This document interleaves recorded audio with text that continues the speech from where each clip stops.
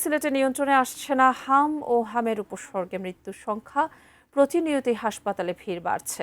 জেলার হামের পরিস্থিতি নিয়ে বিস্তারিত জানাতে সিলেট শহীদ শামসুদ্দিন আহমেদ হাসপাতাল থেকে সরাসরি যুক্ত হচ্ছেন প্রতিনিধি কামরুল ইসলাম মাহি। মাহি, একটু জানাবেন হাম ও হামে উপসর্গে মৃত্যুর সংখ্যা কেমন, আক্রান্ত কেমন, শিশু ভর্তি রয়েছে, একটু বিস্তারিত জানাবেন এবং চিকিৎসকরা কি বলছেন?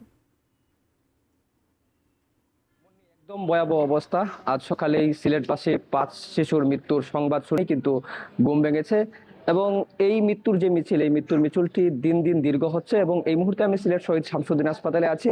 এই হাসপাতালে গত 24 ঘন্টায় দুজনের মৃত্যু হয়েছে এবং Sylhet MAG Osmani medical college হাসপাতালে দুজন এবং সিলেট সুনামগঞ্জ সদর হাসপাতালে একজন, অর্থাৎ মোট সিলেট বিভাগে হামের উপসর্গ নিয়ে 5 শিশুর মৃত্যু হয়েছে এবং এই মৃত্যুর সংখ্যা দিন দিন বেড়েই চলছে এবং যে আক্রান্ত যারা রয়েছেন তাদের কিন্তু বিভিন্ন জটিলতায় দেখা দিয়েছে। বিশেষ করে হামের উপসর্গ নিয়ে যারা আসলে হাসপাতালে চিকিৎসাধীন রয়েছেন তারা হৃদরোগ, নিউমোনিয়া, শ্বাসকষ্ট, ডায়রিয়া, ঠান্ডাজনিত বিভিন্ন জটিলতার মধ্যে পড়ছেন। চিকিৎসকরা বলছেন যে এর অন্যতম কারণ হচ্ছে প্রান্তিক জনগোষ্ঠী শিশুদের পুষ্টিহীনতা এবং সবচেয়ে উদ্বেগজনক যে বিষয়টি হচ্ছে যে শিশুটি সুস্থ হয়ে বাড়ি ফিরছে, দ্বিতীয়বার সে আক্রান্ত হয়ে আবারও হাসপাতালে ভর্তি হচ্ছে এবং শিশুদের পাশাপাশি আমরা দেখছি অনেক বয়স্ক অ্যাডাল্ট রোগীরাও কিন্তু হামের উপসর্গ নিয়ে ভর্তি হচ্ছেন এবং হামে আক্রান্ত হয়ে কিন্তু তারা চিকিৎসা নিচ্ছেন এবং গত 24 ঘন্টায় 5 শিশুর মৃত্যুর সংবাদ তো আমরা আগেই জানিয়েছি এবং এই 5 শিশুর মৃত্যুর সংবাদ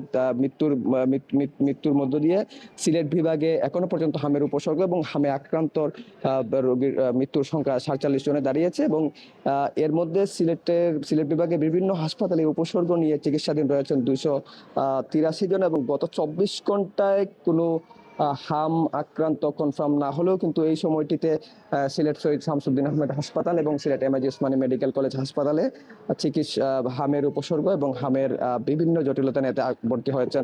তো সব মিলিয়ে বলা চলে চিকিৎসকরা আপ্রাণ চেষ্টা করছেন। Sylhet MAG Osmani medical college হাসপাতালে 20টি এবং শামসুদ্দিন হাসপাতালে 10টি আইসিইউ বেড স্থাপন করা হয়েছে এবং চিকিৎসকরা বলছেন যদি আইসিইউর আরো প্রয়োজন পড়ে তারা আসলে আরো বাড়াবেন। তো সব মিলিয়ে এই ছিল সিলেট শহীদ শামসুদ্দিন হাসপাতাল থেকে আমার কাছে সর্বশেষ মুন্নি।